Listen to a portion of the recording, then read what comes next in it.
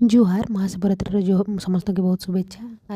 आज गोटे बनामा पणा जेनटा कि गिल्ट फ्री बिना चीनी रे बनामा जेनटा कि खाइबा आउ गुरस दही ताके देकरी एतकी हेवी करबा बोले उपास का फायदा।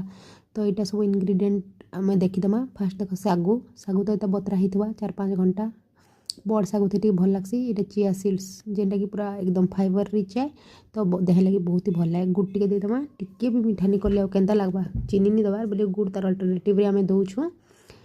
देन ये नड़िया कटाही पकईदेमा बेसी चिटका चिटक कले भी रक्त लग्सी। यहाँ एप्पल कटाही यहाँ कदिला यहाँ भी कटाही बेसी पूरा चिटकी हाथे केन्दा करदे पूरा अनहाइजेनिक भी लग्सी खाइबा ठीक भी नहीं लगे। यहाँ हूँ डेट्स जेनटा कि अनस्वीटेंड है पूरा जेन ड्राइड डेट्स तापर यहाँ अंगूर कटाही 2 फाल।